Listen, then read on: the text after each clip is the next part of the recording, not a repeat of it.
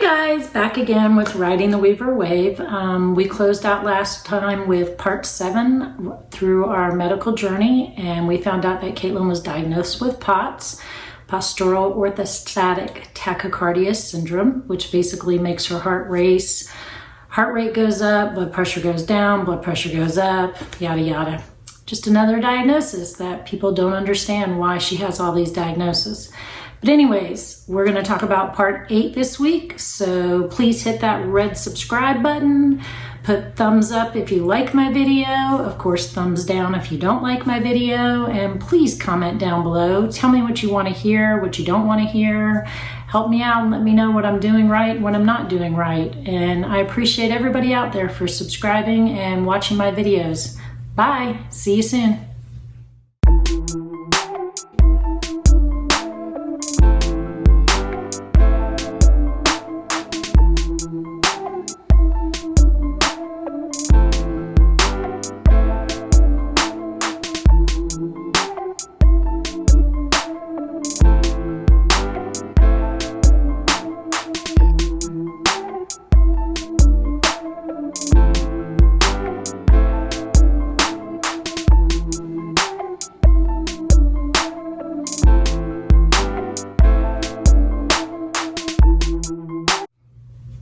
So we're back again. Hey guys, Riding the Weaver Wave part 8 through my medical journey.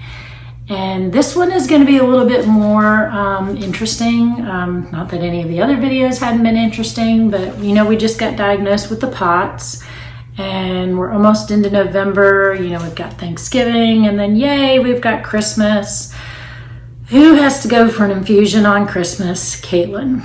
It's a snow day and traffic's going to be terrible and the roads are going to be terrible, but we go because that's what parents do with chronically ill children. They sacrifice everything to give them what they need. So I'll show you a picture here in a minute of her infusion. And then we are going to, in a couple days, spread some Christmas cheer. Jacob, myself, and Caitlin are going to go give some deserving families Christmas presents and Christmas dinners that they may or may not have if we hadn't stepped in through my church, First Baptist of Alabaster. So we appreciate everybody who makes all those donations and all those blessings happen for these children that are unfortunate in the financial struggles that their families are having. So we thank you for that.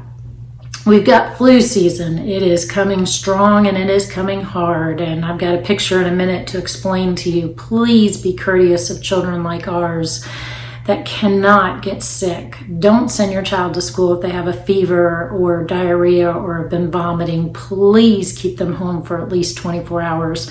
Our child ends up in the hospital near dying every year because of the flu. And it's not because she's not vaccinated against the flu. It's because her immune system just can't fight things like the flu. So we've got another cast. I'll show you a picture of this. This is our 3rd wrist cast. Unfortunately, with children with rare medical diseases and complex medical conditions like Caitlin, we struggle every day to find a doctor that is willing to do what our child needs done. And in this case, she needs a tenosynovectomy, which is not a very difficult surgery. It's not very invasive on the wrist, and it will tighten the tendons inside the wrist so that it won't be so flexible and she won't keep dislocating it. We've checked all over the state of Alabama. We cannot find a pediatric hand surgeon that is willing to do her surgery with all her medical complications. And I truly get it. I understand things are risky. But when you have a child who wants to write and wants to do things with her hand and open car doors and open jars and not have to worry about her hand dislocating all the time, what are you supposed to tell that child? I'm sorry, you have to just go to PT all the time and try to strengthen it the best you can because nobody's willing to do anything here. And our insurance doesn't let us travel outside the state of Alabama. So we're in January. You know, we always have stress in the Weaver family. We always ride that roller coaster. And my mom, unfortunately, had a stroke, and it was not a good one. And she was hospitalized for many months in rehab, and it was very scary. And by the grace of God, she made it through, and she's walking and talking today. So we thank God for all of our miracles every day. They actually did an article on me. Who would have guessed? I guess I'm important. No, I'm just kidding. The newspaper did an article on me to help other families with children with chronic medical conditions find grants. God has given me this talent. I take no credit of it whatsoever on my own, but He has given me a talent to find grants to pay for things that our medical insurance, hello, ding, ding, ding, ding, medical insurance, what is that anymore? With a chronic medical condition child, medical insurance means nada. It barely pays for anything. And unless you have extra health insurance, you pretty much have to buy anything that's outside of the norm. So if they need a specialized wheelchair, or they need specialized medical equipment, or home infusions, or anything that's not typical, we fight tooth and nail with every insurance company we've ever had. And it's unfair. So the newspaper did an article on me, and hopefully some other families were able to get some resources out of the grants that I've been able to find for Caitlin and help pay for some of our medical bills, because our medical bills can get well over $10,000 in 6 months with no problem.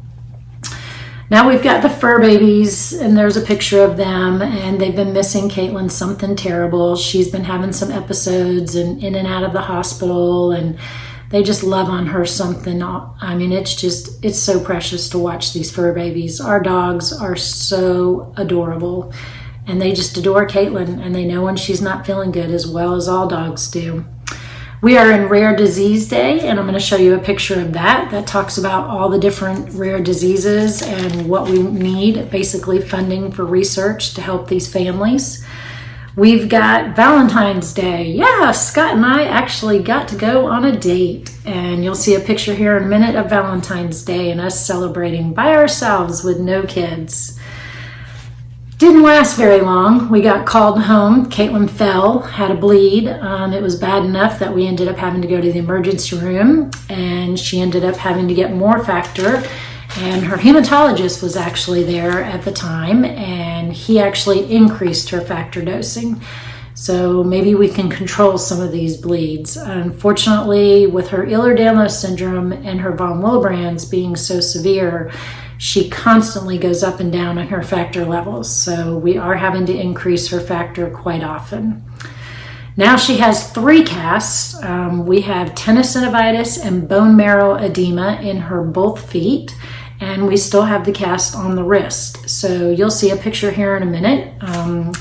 She has a mask on because it's flu season and there's all these things going around, but she's smiling under that mask, I can guarantee you. She's in a wheelchair because, of course, she can't walk with the 2 casts, and her brother calls her a mummy. She does. She looks like a mummy, but she does what she has to do to get by.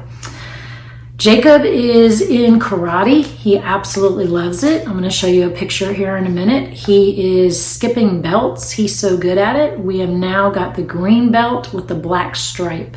And I love that Jacob finds things to keep himself busy because he needs to live his life. He can't slow down because of his sister's illnesses, and we've always encouraged him to do that. We're trying to enjoy spring break at home. Sorry, allergies again. So here's a picture of us playing video games at just our local game center. We try to do everything and anything we can when everybody's well, because we never know. That roller coaster again. 3 days later, Caitlin started crying when we accessed her port. We ended up taking her to the emergency room, and she had a fluid pocket that built up under the port. Not a blood pocket. Most kids get bleeding around the port. Caitlin gets fluid and inflammation in areas that you should not get fluid and inflammation. But the ER doctor said from us sticking the needle into her skin with the Ehlers-Danlos and the connective tissue disorder and the vascular collagen disorder, it builds up fluid after a while, and don't really understand it. Hopefully someday in genetics we're going to get a better understanding. But she'll end up having to have a PICC line. They'll place it in her arm, and she'll use the PICC line for all of her infusions and medical care for about 3 weeks, and we'll wait and see if the fluid pocket absorbs itself. If it does, we won't have to replace the port. But when she goes in for the PICC line, they're going to go ahead and do the joint injections. We talked about in the last video about the TMJ being so severe. So they're going to do a procedure on her jaws, and they're hoping with the Botox injections, she's going to get some relief. We know Caitlin, and of course we went in for surgery. It was a very simple surgery, came out, should have been able to go home the next day. No, Caitlin had a reaction to the Botox. We had pressure in our brain. We had to go for an emergency MRI and MRA. She had inflammation around the lining of her brain. I mean, it was unreal what we went through just for a simple procedure. And this is what happens with us all the time. We never know what we're going to be facing.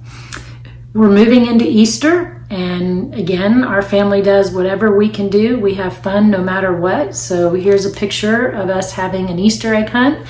And Caitlin has such a terrific big brother, and he did an indoor Easter egg hunt with her on a rolling chair. What an adorable brother he is. Knew she couldn't go outside and didn't want her to miss out. We're about to see a picture of my sweet granddaughters, Chloe and Kinley. We now have 2, and they are precious. I just can't tell you anymore. You'll see them in the picture. And now I just want to tell you the struggles that us parents go through, and I'm going to make this short and sweet. All the doctors are always saying that children with complex medical conditions need counseling. They have depression, they have anxiety, they need psychiatric care. I'm just going to be blunt and straight out, and I'm just going to say it as it is, and some people aren't going to like it. But honestly, most of these kids need the counseling, not because of their medical conditions, but because of the way the doctors distrust them and treat them unfairly. Primarily the ER doctors. My daughter is so afraid to go to the ER at this point because doctors are constantly saying, that's not that bad, suck it up, the pain's not that bad, you can deal with it, you're not bleeding out, you should be fine, go home, you need to go to counseling, you're probably just stressed and anxiety. And I just wish for once in this world, these doctors would get a better education on invisible diseases. And I'm going to show you a picture of that in just a minute. Just because my child doesn't look sick to you, you have no idea what she's going through on the inside. You don't know about her blood vessels inflaming. You don't know about her blood vessels leaking fluid. You don't know about the bleeds she deals with. You don't know about the pain she goes through with her Ehlers-Danlos syndrome and her dislocations. You just don't know. And I really wish someday, and I pray that God's got a plan, that the medical field and the medical world is going to be better educated on these children with chronic medical conditions and not think every child that comes to the ER is looking for pain medication. Because I can promise you, my daughter does not take pain medication unless she is in dire agony. And I'm talking dire agony. She does not like pain medication. So that's all I've got to say for this time. Like I said, some of you may not like what I had to say, but it's true and it needed to be said. Not all healthcare professionals are that way. We have some fabulous doctors and nurses that have taken care of Caitlin. And I'm not trying to put them all down, but there are a good handful of them that really need better education. So I love you guys. Don't forget to hit that red subscribe button. Don't forget to put a thumbs up and like it. And of course, thumbs down if you don't. And comment down below. And I'll talk to you next time. Bye.